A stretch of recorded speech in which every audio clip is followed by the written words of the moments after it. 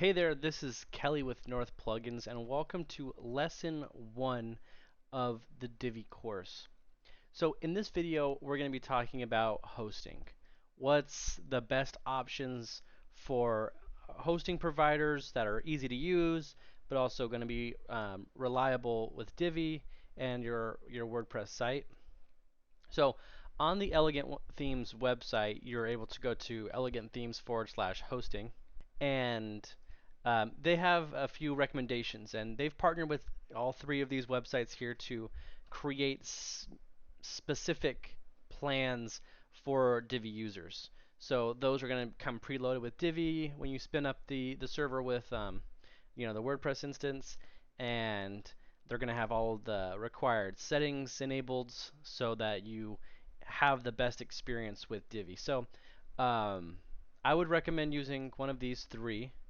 And I think it's important to remember that because Elegant Themes partner with them, there's a good chance that Elegant Themes also gets maybe an affiliate commission on each of these. So not to say that they're biased in any way for these three, but there are specific plans for Divi users so that you can get the most reliable, hopefully most reliable experience on these providers here. So I would recommend following what they do.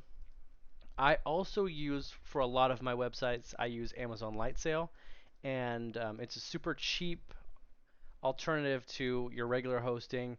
Um, plans start at 350.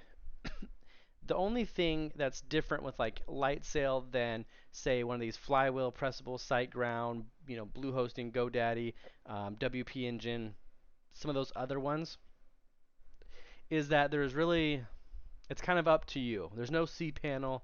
Um, so if you're not super familiar with some of those things, there definitely is documentation and videos that you can learn how to work with this. And I'll show you some examples here of some of the differences with Lightsail.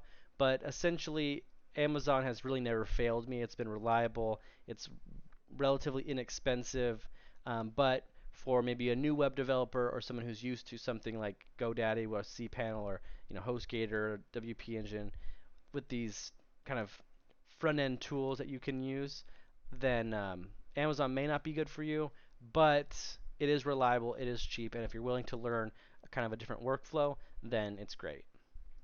So all in all, what you want to look for is fast, reliable hosting. I would always go with the Elegant Themes recommendations. And if you go to your WordPress instance, or you go to your Divi theme and go to Support Center, you'll see here under System Status, you may see it like this. You can show full report. You may see um, some green, some red. Okay, so this is actually an Amazon Lightsail instance. Okay, this is just out of the box, no other configurations on this. I spun it up, I've installed it, and this is kind of what I'm getting. So everything looks good as far as the um, PHP version, the memory limit. That's important. Both of these are pretty important. Post max size. This is kind of like media upload stuff. It would be helpful if you have different plugins or different things that you're uploading. Um, it's always good to have at least 64. I always say 128 to be honest, but it's up to you. It's not going to destroy the site or anything like that. Max execution time looks good. Another thing, upload file size. So similar to post max size here. And then max input time, max input vars, and then display errors is just set to false in this particular case, so it's 0. It's 1. And so what you can do is you can kind of see how your system or your current hosting provider holds up against the system status. If you have some of these red kind of error-looking messages here, it doesn't mean that you have bad hosting or your site's going to break or something like that. These are just the recommended settings to run Divi to have the best experience, as it says here. So it's not going to make or break your site. If you do use Flywheel, Pressable, SiteGround, and choose their Divi plans, you're going to have all of these checked off green. And so, but it doesn't mean that your site's not going to break or it will or won't. But just know, always go with kind of what they recommend. And then I'd also recommend Lightsail. There's hundreds of different hosting providers. Some are better than others, and some are the same with a different name because it's just a white label thing. And so just try them out, see what you like. And another thing to remember is when it comes to doing client work, they may have purchased their domain or something on GoDaddy or something, and they think, okay, well I'll use GoDaddy. That's the only thing I know, I've heard of, and stuff like that. What I would always do is I always recommend you choose the hosting provider for the client. And so if you aren't sure how to, point the domain to a different server, that's something that we'll go over in this video.